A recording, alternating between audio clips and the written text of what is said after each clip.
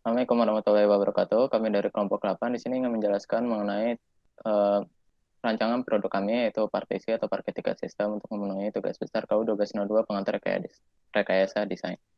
Di sini saya ditemani oleh teman saya, ada saya Diatmaul Rizky Laksono dengan NIM 16520394 dan selanjutnya ada Patrick Amadeus dengan NIM 16520034. Selanjutnya ada Surya Dharma dengan NIM 16520244. Selanjutnya ada Samuel Christopher dengan NIM 16520414 dan ada Prima Adiatma dengan NIM 16520194 dan maaf Primanda Adiatma dengan NIM 16520194. Selanjutnya ada outline presentasi yang akan dijelaskan oleh teman saya. Oke, pada kali ini saya akan menjelaskan tentang outline presentasi. Outline presentasi pada kali ini akan dimulai dari problem definition, lalu akan dilanjutkan dengan design requirements, lalu selanjutnya akan alternatif konsep, lalu selanjutnya ada final konsep, lalu ada detail design, yang terakhir ada ISP32 model dan things board.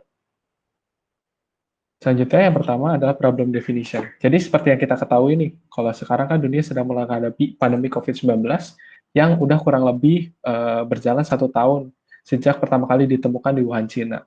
Nah, dalam periode 1 tahun tersebut, kan udah banyak banget nih orang-orang yang terkena dampaknya, banyak orang-orang yang meninggal. Maka oleh sebab itu kita mempunyai need untuk mencegah COVID ini, penyebaran COVID ini.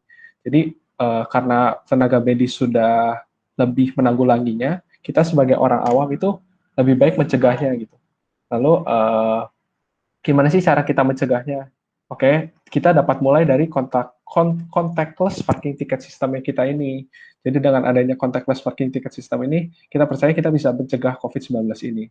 Lalu untuk improve problem definition-nya, kita dapat meningkatkan efisiensi dan akurasi dari contactless parking ticket system ini agar bisa berjalan lebih baik ke depannya untuk pencegahan COVID-19 ini.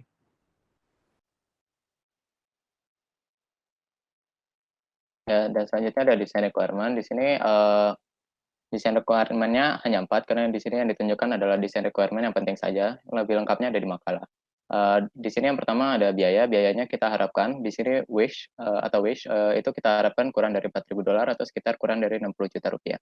Kenapa demikian? Karena sudah banyak konsep yang sama yaitu contactless parking system, parking ticket system, tetapi biaya yang dikeluarkan biasanya masih cukup mahal. Oleh karena itu, desain yang ingin kami buat itu memiliki biaya yang lebih murah daripada uh, parking system, tiket sistem yang lain. Selanjutnya di seri requirement selanjutnya ada sistem ini dikendalikan secara unmanned atau tidak dikendalikan oleh manusia. Maaf, maksud saya tidak membutuhkan SDM lain dalam menjalankan sistemnya. Selanjutnya otomatis, yaitu secara otomatis dan computerized, dapat dikendalikan oleh komputer. Dalam hal ini kita hubungkan dalam ThinkSport. Selanjutnya kita juga requirement selanjutnya ada material yang dibuat itu dapat bertahan di berbagai kondisi cuaca, serta dapat melindungi komponen elektronik di dalamnya seperti SP32, sensor, dan semacamnya. Dan yang terakhir, dan tidak kalah penting, yaitu desain dari kami memenuhi tes keamanan. Lalu saya akan menjelaskan tentang alternatif konsep yang pertama, yaitu ada UFH reader, ada infrared sensor, dan ada barrier buat palangnya. Sistem parkir ini dioperasikan dengan memanfaatkan teknologi RFID parking system, yaitu dengan menggunakan UFH reader untuk mendeteksi tag yang telah terpasang di setiap kendaraan. Tag ini dapat berupa stiker atau semacamnya. Jadi ketika kendaraan mendekati sensor, tag yang terpasang akan secara otomatis teridentifikasi oleh UFH reader. Setelah teridentifikasi, pengguna masih harus meletakkan tangan di depan sensor infrared untuk memastikan bahwa pengguna kendaraan ingin memasuki tempat tersebut. Setelah keduanya terverifikasi, nanti akan keluar tiket, lalu palang pintunya yang berjenis barrier tersebut akan terangkat sampai mobil dapat melewati barrier tersebut. Lalu barirnya akan tertutup lagi untuk mobil selanjutnya.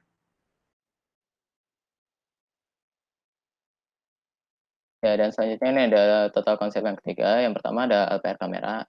Kurang lebih sama kayak sebelumnya. LPR kamera ini fungsinya untuk mendeteksi kendaraan. Hanya saja LPR kamera ini digunakan untuk mendeteksi plat nomor mobil. Setelah plat nomor tersebut telah terdeteksi, kombinasi konsep berikutnya kita menggunakan peer sensor untuk mendeteksi tangan dari pengguna. Jadi setelah teridentifikasi mobilnya, pengguna kendaraan diminta untuk meletakkan tangannya di di depan peer sensor tersebut, dan lalu setelah teridentifikasi keduanya nanti akan dikeluarkan sama tiket dengan barcode yang khusus tersebut, dan portal akan dibuka. Dan di total konsep ketiga ini kita menggunakan double portal. Selanjutnya, sekarang saya akan menjelaskan mengenai file konsep yang akan kami pakai apabila sebelumnya teman-teman saya telah menjelaskan alternatif konsepnya.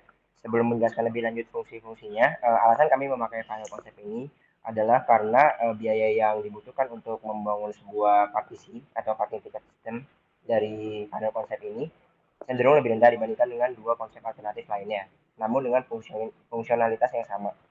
Sekarang saya akan menjelaskan fungsinya. Pertama, kami memakai 2 kali sonar sensor. Satu sensor untuk bagian mendeteksi kendaraan dan satu sensor lagi untuk mendeteksi tangan yang akan mengambil tiket. Kemudian kita memakai simple gate atau portal sederhana yang biasa dipakai di mall-mall.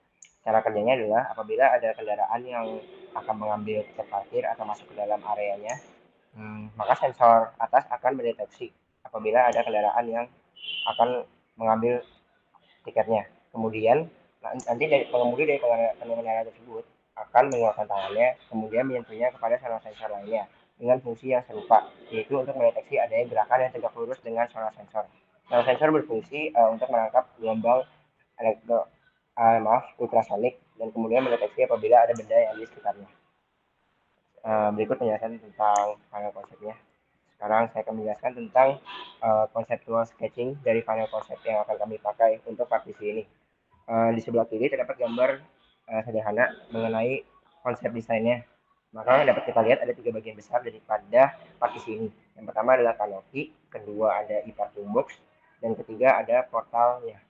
Untuk kanopinya sendiri, fungsi utamanya adalah melindungi kendaraannya dari cuaca, baik cuaca yang terlalu panas atau cuaca hujan atau cuaca buruk lainnya. Kemudian bersama dengan kanopi terdapat sensor sonar yang pertama, dapat dilihat di panah warna biru. Terdapat distance sensor atau dapat kita sebut juga sebagai sonar sensor. Sensor ini seperti yang sudah dijelaskan tadi memanfaatkan konsep dari ultrasonik. Kemudian e-parking box-nya adalah fitur utama dari partisi ini, yaitu terdapat layar yang nantinya akan dijelaskan lebih lanjut di bagian detail design, speaker, dan juga sensor sonar sendiri. Kemudian di sebelah kanannya terdapat juga konsep sketching mengenai e-parking box-nya. Terdapat LCD, hand sensor, dan juga speaker, serta tiket output untuk menerima tiket yang sudah dicetak barcode. Kemudian kita masuk ke bagian detail design. Detail design ini akan menjelaskan baik dimensi, fungsi, dan juga keterkaitannya antara satu sama lain. Dapat dilihat detail desain pertama ini tentang barrier gate atau portal untuk menghalangi kendaraan masuk sebelum pengambilan tiket. Di gambar sebelah kiri ada perspektif dari tampak depan. Di bagian kirinya terdapat mesin daripada portalnya tersebut, yang dalamnya sebenarnya terdapat gear motor untuk menaik turunkan simpel portalnya. Untuk dimensi, untuk lebih lanjutnya lagi dapat dilihat di makalah, namun sekarang saya akan menjelaskan fungsionalitas dari masing-masing komponennya. Untuk portal tentu kita tahu untuk menghalangi kendaraannya. Untuk attachernya sendiri, penyangganya yaitu untuk menyangga portal agar dalam keadaan seimbang dan tidak patah.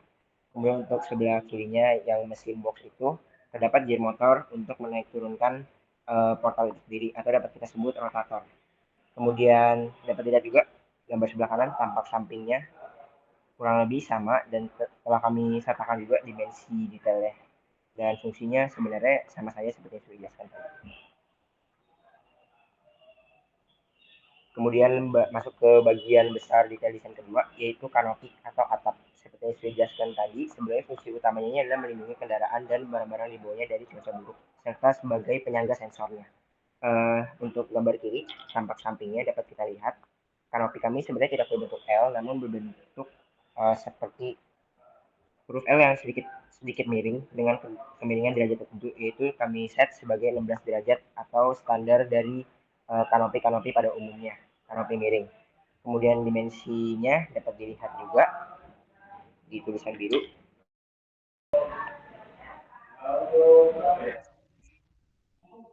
Untuk bagian detail desain selanjutnya, kita akan menjelaskan komponen ketiga terbesar dalam partisi kita, yaitu parking box dan sensor-sensor yang ada di dalamnya. Untuk gambar paling kiri ada tampak depan perspektif dari e-parking box-nya.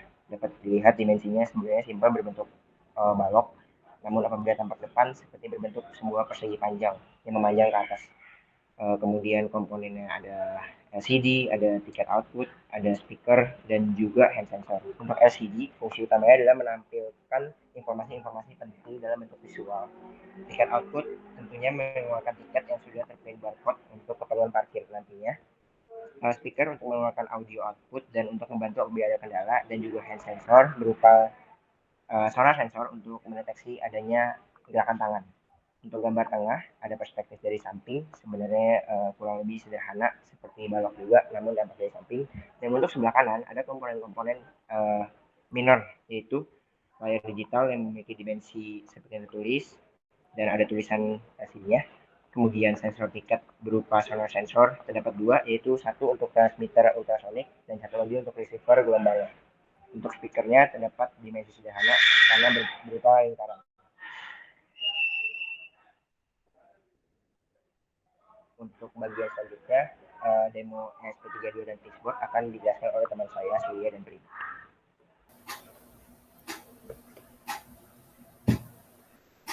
Jadi di sini kami telah membuat salah satu bagian dekomposisi dari produk kami, yaitu sensor pendeteksi gestur tangan. Nah, sensor pendeteksi gestur tangan ini terdiri dari yang pertama SP32. SP32 ini terhubung dengan sensor ultrasonik yang berfungsi untuk mendeteksi gestur tangan. Selain itu, terdiri juga dari liquid kristal 16x2 yang berfungsi untuk sebagai LCD. Selanjutnya, untuk cara kerjanya akan dijelaskan oleh teman saya, Surya.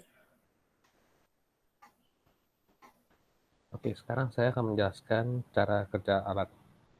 Sensor pertama akan mengecek jumlah kendaraan yang sudah terparkir. Jika jumlah kendaraan tersebut sama dengan jumlah kendaraan maksimal, maka akan ditampilkan teks "Mohon maaf, parkir penuh" di layar. Jika tidak sama, maka akan ditampilkan teks "Arahkan tangan ke depan sensor" dan sensor akan mulai bekerja. Seperti yang bisa dilihat, terdapat teks "Arahkan tangan" di depan sensor. Lalu, sensor akan mengukur jarak setiap setengah detik, dan hasil pengukuran akan disimpan ke dalam array.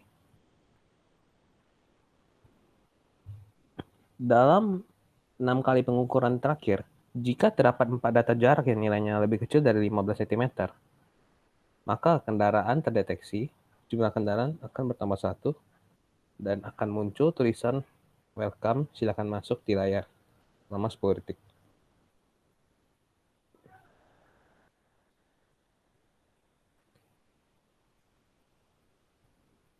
Setelah itu, ketika jumlah kendaraan terparkir sudah menyentuh jumlah maksimal, akan ditampilkan "Mohon maaf, parkir penuh".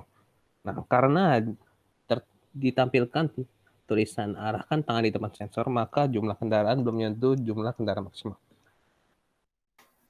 Selanjutnya di sini saya akan menjelaskan data-data yang dikirimkan ke server Thingsboard. Nah, jadi data-data yang dihasilkan oleh sensor nantinya akan dikirimkan ke server Thingsboard. Data-datanya meliputi yang pertama data jarak.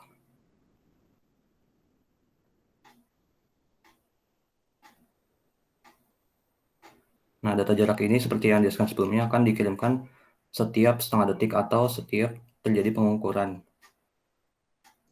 Kemudian data yang dikirimkan lainnya yaitu data jumlah kendaraan.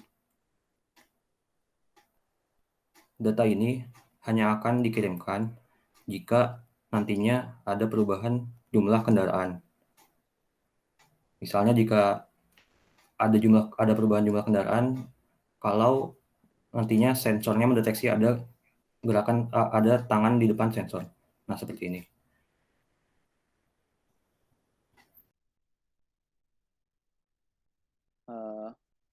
Baik, itu dari demo kelompok kami. Tambahan sedikit bahwa demo SP32 dan Thingsboard kami hanya mengimplementasikan fungsi dari mendeteksi gestur tangan saja. Untuk fungsi-fungsi lain yaitu untuk mendeteksi kendaraan, lalu buka tutup palang pintu dan lain-lain tidak kami implementasikan di sini. Terakhir kami ingin berterima kasih karena sudah menonton video kami. Template kami ambil dan edit dari Canva. Itu saja dari kami kelompok 8. Terima kasih. Wassalamualaikum warahmatullahi wabarakatuh.